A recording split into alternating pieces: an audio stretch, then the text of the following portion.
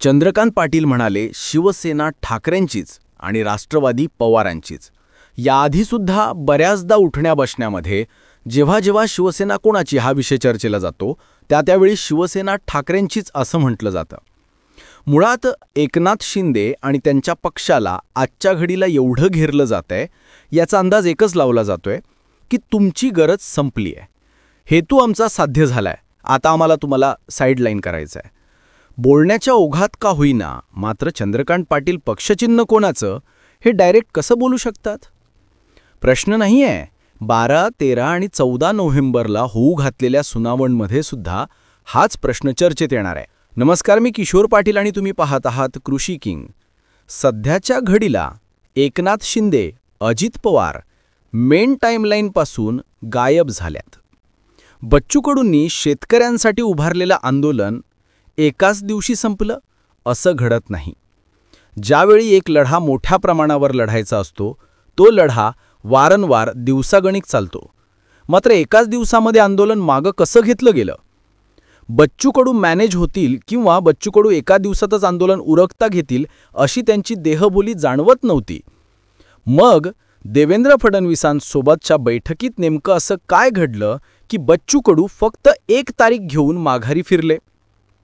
बरं, social media influencer Raviraj साबळेने यावरती एक मुद्दा उचलला की मे-एप्रिलमध्येच शेतकऱ्यांचं जे कर्ज असतं ते 9 जून करावं लागतं, शेतकऱ्यांना त्यांचं कर्ज भरावं लागतं.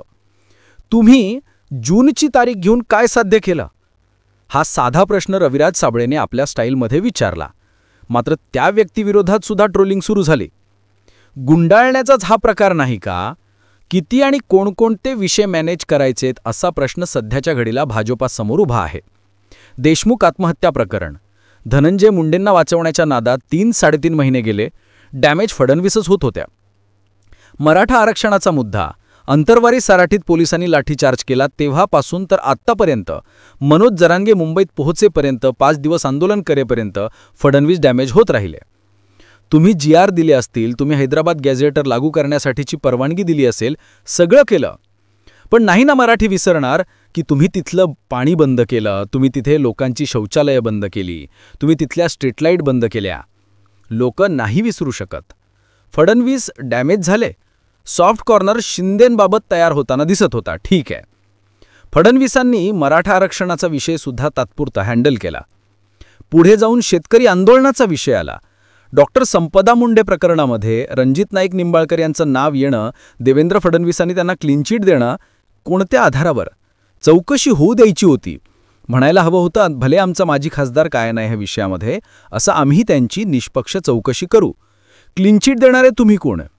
मग न्यायालय, कोर्ट हा विषय नव्हता. भाजप मॅनेज कोणत्या गोष्टी करणार? आणि आत्ताचा ताजा मुद्दा, मतचोलीचा. निवडणूक आयोगासमोर व्यवस्थितपणे फॉर्मॅलिटी करून पुराव्यांचा गठ्ठा एक थप्पी निवडणूक आयोगासमोर मांडलेली होती. एखादा अर्धा विरोधकही सुटला नव्हता. सरसकट विरोधक निवडणूक आयोगाला भेटले होते. ज्यावेळी राज्यातील एक विरोधी पक्षातील गट आपल्याकडे येतो त्यावेळी त्यांचे प्रश्न सोडवली गेले पाहिजे होती. त्या मुद्द्यांवरती एक प्रेस कॉन्फरन्स व्हायला हवी होती. आम्ही त्यावरती काय करतोय हे सांगायला हवं होतं. मात्र इकडे निवडणूक आयोगाने निवडणुका कधी घ्यायच्या, त्याचे टप्पे कसे असतील, त्याचे प्रभाग कसे असतील, त्याचं आरक्षण सोडत कसं असेल, हे सगळं जाहीर करण्याची लगबग सुरू केली. मतचोरीच्या मुद्द्यावरती मुंबईमध्ये काढला गेलेला सत्याचा मोर्चा हा विरोधकांचा मोर्चा म्हणून बघू नका. या मोर्चाला जमलेली गर्दी बघा. सोपं आहे का हो एवढे सगळे लोक पैसे देऊन बोलवायचे? नाही. म्हणजे खरंच शक्य आहे का? जे लोक मोठमोठ्या सभा आयोजित करतात त्यांनी मला कमेंट सेक्शनमध्ये सांगा की सरसकट एवढ्या लोकांना मुंबईसारख्या ठिकाणी पैसे देऊन बोलवणं सोपं आहे का? आणि जर हे असं झालेलं नाहीये, लोक जर त्यांच्या मर्जीनेच आले होते, तर तुम्ही फक्त विरोधकांच्या मागणीला धुडकावत नाहीये, तर त्या सत्याच्या मोर्चाला जमलेल्या अख्ख्याच्या अख्ख्या गर्दीला धुडकावताय. त्या सत्याच्या मोर्चाच्या विरोधात भाजपला मूक मोर्चा काढण्याची मुळात गरजच नव्हती. जे आरोप होत आहेत ते निवडणूक आयोगावर होत आहेत. भाजपचा तिथे रोलच नाहीये. मात्र तुम्ही निवडून आले तर मतचोरी होत नाही आणि सत्ताधारी महायुतीतील लोक निवडून आले तर मतचोरी होते. एवढासा मुद्दा घेऊन तुम्ही निवडणूक आयोगाकडे जायला हवं होतं ना. तुम्ही त्यावरती मोर्चा का काढतात? बिहार इलेक्शन समोर येत आहे. मतचोरीचा मुद्दा तिथेही आहे, मतचोरीचा मुद्दा इथेही आहे. आता जर या दोन्ही निवडणुकांमध्ये जर बीजेपी सत्तेत येतेय, तर लक्षात घ्या निवडणूक आयोगाने मतचोरीच्या मुद्द्यावर मुळात कामच केलेलं नाहीये. आणि जर निवडणूक आयोगच निष्पक्षपणे काम करत नसेल, तर मग विरोधक मतदान ही प्रक्रियाच घ्यायची कशाला? हाच तर सवाल विरोधकांचा आहे. हाच ठाकरेंचा आहे, हाच राज ठाकरेंचा आहे, हाच शरद पवारांचा आहे आणि हाच बच्चू कडूंचा. घटना छोट्या छोट्या असू द्यात. बाळासाहेब थोरात एका वाहिनीला दिलेल्या मुलाखतीत म्हणतात, त्यांना समोरचा व्यक्ती प्रश्न करतो, जर तुम्हाला वाटतं की बोगस मतदान होतंय तर तुम्ही तितक्या वर्ष तिथे आमदार होतात, मंत्री होतात, तुम्ही ते बोगस मतदार शोधून का नाही काढले? बाळासाहेब थोरात तिथे उत्तर देतात, नाही, मी तेवढा सतर्क आहे, आमचा पक्ष, आमचे कार्यकर्ते तेवढे सतर्क, त्यामुळे आमचा संगमनेरमध्ये बोगस मतदान होत नाही. तेच बाळासाहेब थोरात ज्यावेळी संगमनेरमध्येच शांतता मोर्चा काढतात त्यावेळी म्हणतात, 9 ते 9,500 बोगस मतदारांनी संगमनेरमध्ये मतदान केलं. म्हणजे 10,000च्या आसपासच्या लीडने बाळासाहेब थोरात पडले आणि 9 ते 9,500 बोगस मतदार होते. म्हणजे थोडक्यात आपण 1,500च्या मतांनी पडलोय असं बाळासाहेब थोरातांना सांगायचंय का? प्रश्न आहेत. त्यामुळे बोगस मतदार हा जो मुद्दा आहे तो ज्याच्या त्याच्या कन्व्हिनियंटने धगू करण्यापेक्षा प्रश्न हा आहे की बोगस मतदार आहेत तर या सत्याच्या मोर्चामध्ये ढगभर थप्पी लावली होती, एका धप्पीची तरी पूर्वतयारी त्यांनी केलेली असेल की लोक इथे जाऊन लाईव्ह टेस्टिंग करू शकतायत. त्यामुळे सगळंच बोगस होतं असं म्हणता येत नाही. आणि त्यातल्या त्यात आता चंद्रकांत पाटीलांनी म्हणणं की शिवसेना ठाकरेंचीच आणि राष्ट्रवादी पवारांचीच. झेपत नाहीये भाजपला शिंदेला आणि अजित पवारांना सोबत घेऊन चालणं. झेपत नाहीये भाजपला की आपली सत्ता असताना, आपल्याकडे 132 आमदार असताना यांना काही मंत्रिपदं देणं. 2019चा प्रयोग हा ठाकरेंना धडा शिकवण्यासाठीचा होता. त्याचा बदला 2023ला घेतला गेला. 2024च्या निवडणुकीत भाजपला स्वतंत्र व्हायचं होतं.